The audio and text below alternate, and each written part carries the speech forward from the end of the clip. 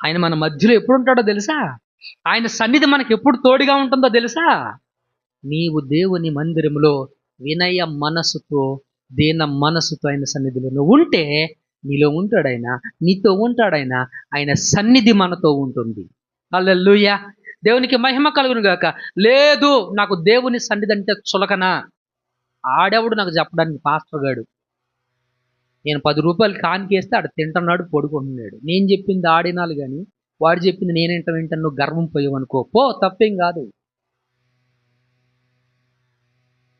దేవుడు ఊరుకోడు. దేవుడు ఊరుకోడు. ప్రభునందు మిత్రులరా గమనించండి. ఏలి లాంటి గొప్ప దైవజనుడు, ఏలి లాంటి గొప్ప దైవజనుడు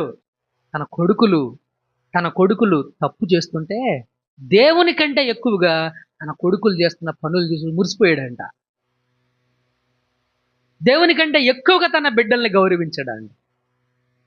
ప్రభు అంటాడు, నీ కుటుంబం గురించి నేను ఒక ఆలోచన కలిగి ఉన్నా, అయితే ఆ ఆలోచన నేను మానుకుంటున్నా. నీ కుటుంబాన్ని శాశ్వతంగా నాకు యాజకత్వం చేస్తారు, అలా చేద్దాం అనుకున్నాను నేను. బట్ నా నిర్ణయాన్ని నేను మార్చుకుంటున్నాను. నువ్వు చేసినటువంటి తప్పిదాలకి నన్ను ఎవరైతే ఘనపరుస్తారో నేను వారిని ఘనపరుస్తాను. One who respects me, I will respect them. ఎవరైతే నన్ను గౌరవిస్తారో వారిని గౌరవిస్తా. పరిసయ్యులు యేసుక్రీస్తు దగ్గరికి వచ్చి, శాస్త్రులు యేసుక్రీస్తు దగ్గరికి వచ్చి, నీ శిష్యులు ఏకవచనంతో సంబోధిస్తూ గౌరవం లేకుండా మాట్లాడడం, క్రీస్తుతో గౌరవం లేకుండా ఆయనతో ప్రవర్తించడం,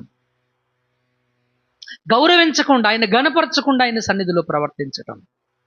no, we won't receive any results to our prayers.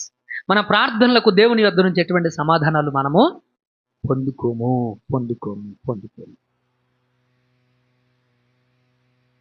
ప్రియమైనటువంటి దేవుని సంఘమా గమనించండి.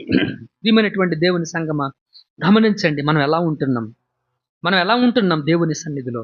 గౌరవంగా ఉంటున్నామా? ఆయన గౌరవిస్తున్నామా? వినయంగా ఉంటున్నామా? వినయమైనటువంటి ప్రవర్తనను కలిగి ఉంటున్నామా? అందుకే చెప్పాడు, ఆమె వినయాన్ని బట్టి చెప్పాడు, ఆమె క్రీస్తుని ప్రభువుగా ఒప్పుకోవటాన్ని బట్టి చెప్పాడు. అమ్మా, నువ్వు నన్ను ఒప్పుకున్నావు కదా, నన్ను అంగీకరించావు కదా, నన్ను యాక్సెప్ట్ చేసావు కదా, నీ ప్రభుని, నేను దేవుణ్ణి నన్ను అంగీకరించావు కదా, నా ముందు ఎంతో వినయంగా ప్రవర్తించావు కదా, నీ విశ్వాసం గొప్పది. ఆమె విశ్వాసం గొప్పది.